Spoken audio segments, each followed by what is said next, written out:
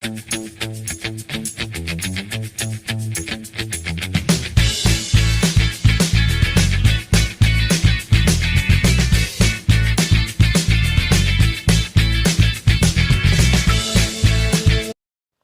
everyone, welcome to a Centrist View and welcome back to my continuing analysis of the tediously long and dry reading of Project 2025.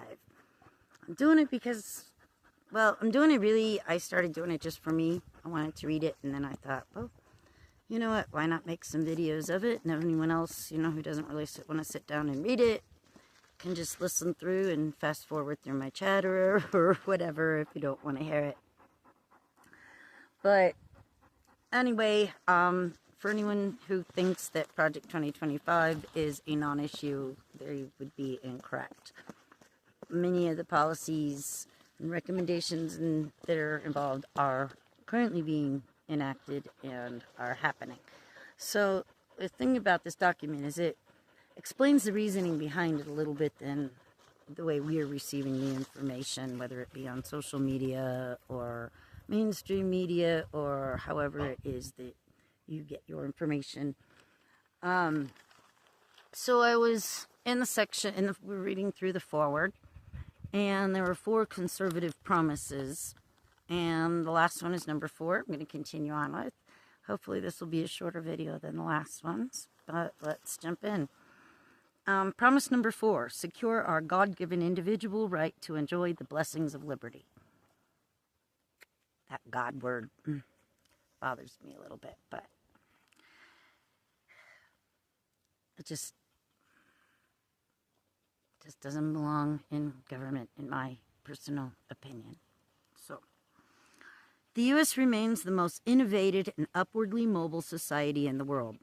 Government should stop trying to substitute its own preferences for those of the people, and the next conservative president should champion the dynamic genius of free enterprise against grim miseries of elite-directed socialism. The promise of socialism, communism, Marxism, progressivism, fascism, whatever name it chooses, is simple.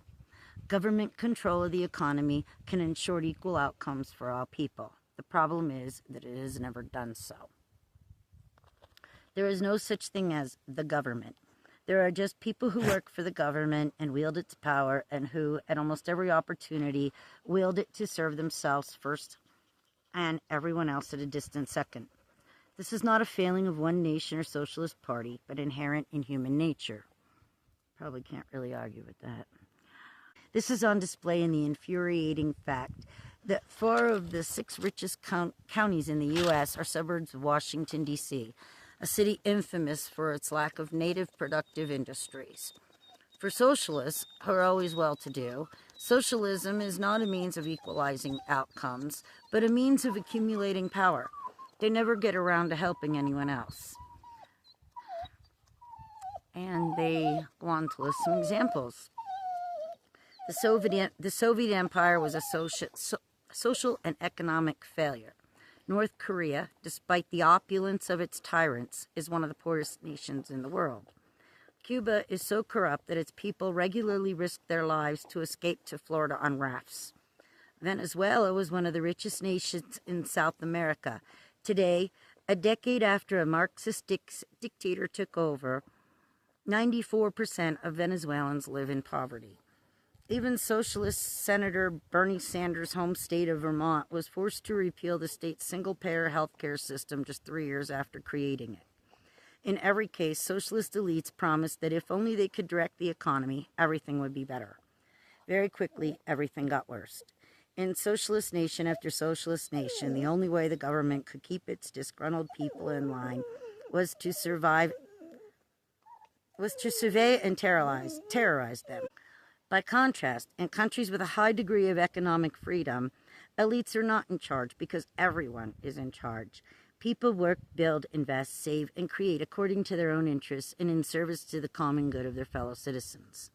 The next president should promote pro-growth economic policies that spur new jobs and investment, higher wages, and productivity.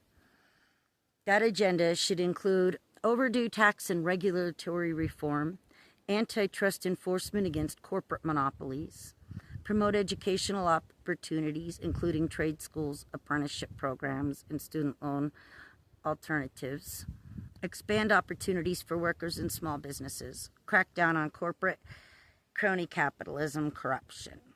Okay, I'm going to go back and overdue tax and regulatory reform. Well, we see what that's looking like, and economists are saying it's going to add $3.4 billion to the nation. In return, it cut a lot of programs for the needy. So I don't know if that's such a great thing that should be on the agenda.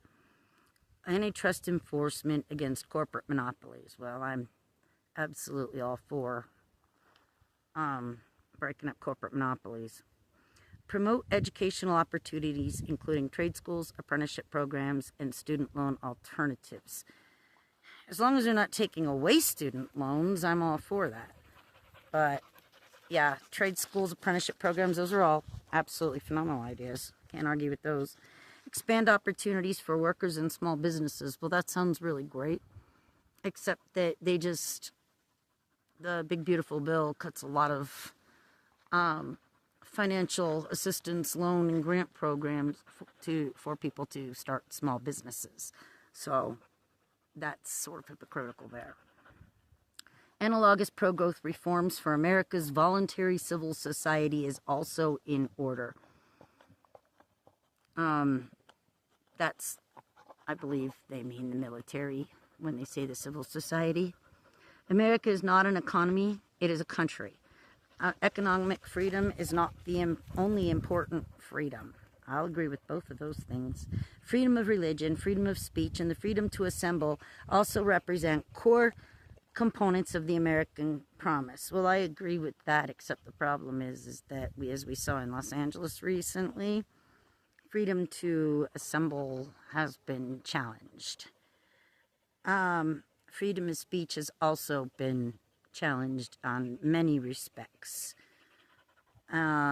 such as the big beautiful bill cutting funding for programs like PBS and NPR, Public Broadcasting System, and National Public Radio, which have largely been, free speech platforms.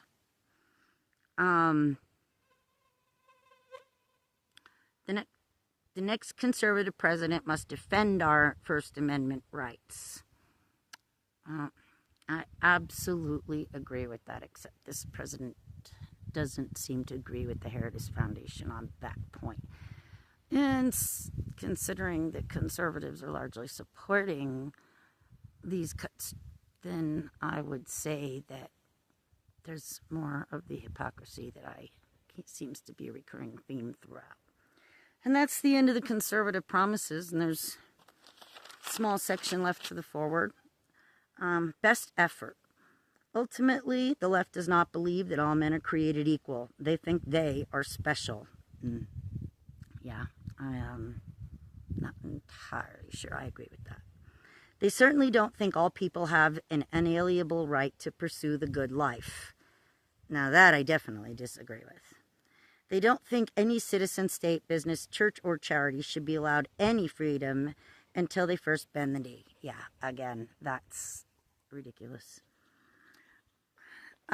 This book agenda, the entire Project 2025, is a plan to right the conservative movement and the American people against elite rule and woke culture warriors.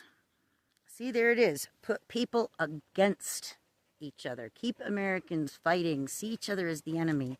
I mentioned in one of my previous videos, that is just not okay. We are not enemies. We may disagree. We may have differing opinions, but we are not enemies.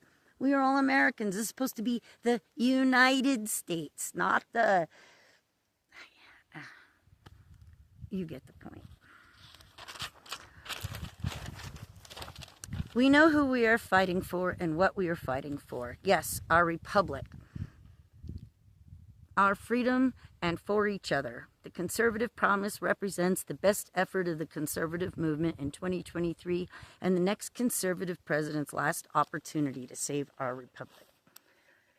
Yeah, because that's the only person. It's the last chance to save the republic. If the next conservative president doesn't do it, that's going to be it. There's going to be no more republic. Now, I would argue that our republic is in danger, but it's from some of the policies that are happening currently that are being challenged in the courts, so I'm not going to comment on them until they've finished going through, because I'm not a constitutional scholar or a constitutional attorney, nor am I a constitutional, a justice on the Supreme Court. So that is the end of the forward, and next video will be section 1, taking the reins of government, and I'll see you there. Thanks for staying.